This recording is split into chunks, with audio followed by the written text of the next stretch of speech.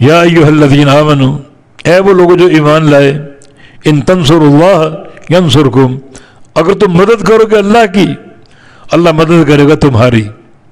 اللہ کی مدد کا معنی اللہ کے دین کی، اس کی توحید کی، اسلام کے عقیدے کی، عمل کی، اعلاء کلمت اللہ کا کام کرو گے، اللہ کے دین کی مدد کرو گے، اللہ تعالیٰ تمہاری مدد کرے گا اور تمہیں اسی جنس سے جزا دے گا جس جنس کا تمہارا عمل ہوگا۔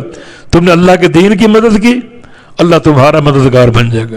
من انصاری الی اللہ، اللہ کے لیے، اللہ تک جانے کے لیے کون میرا مددگار ہے؟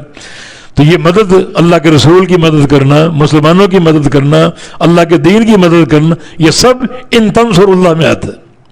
اللہ کی مدد کرو گے ینصرکم، اللہ تعالیٰ تمہاری مدد کرے گا، یثبت اقدامکم، اور تمہارے قدموں کو اللہ تعالیٰ ثبات دے گا، تمہیں ثابت قدمی عطا فرمائے گا۔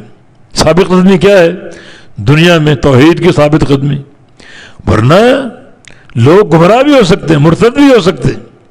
اللہ کے نبی دعا مانگا کرتے تھے، یا مقلب القلوب ثبت قلبی علی دینک، دلوں کے پھیرنے والے میرے دل کو اپنے دین پر ثابت رکھنا۔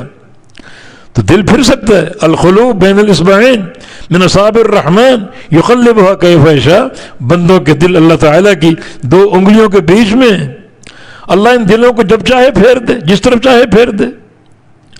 لیکن یہاں ضمانت ہے، اللہ کے دین، اللہ کی توحید، اس ایمان کے مددگار بن جاؤ، رسول کے مددگار بن جاؤ، اللہ تمہاری مدد کرے گا اور تمہارے قدموں کو ثبات دے گا، دنیا میں ثبات، ایمان کی استقامت، ایمان کی ثابت قدمی، گمراہ نہیں ہونے دے گا، حق پر قائم رکھے گا، تکلیفیں آئیں برداشت کرنے کی ہمت دے گا، ہر طرح سے تمہیں حق پر قائم رکھے گا۔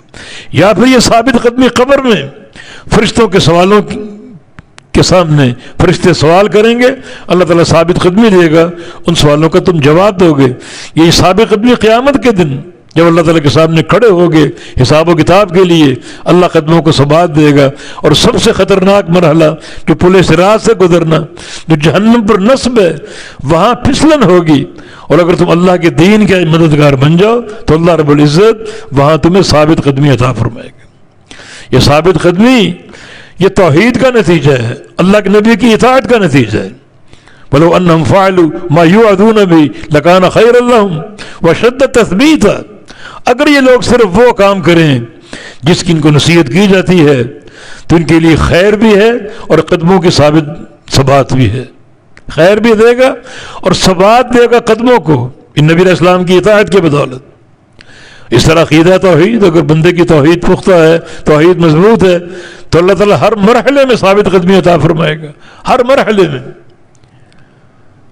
قرآن پاک میں اس کے کئی جو ہے مشواہد موجود ہیں، ان عقیدہ توحید اور لا الہ الا اللہ کی پختگی یہ قدموں کے ثبات کا باعث ہے۔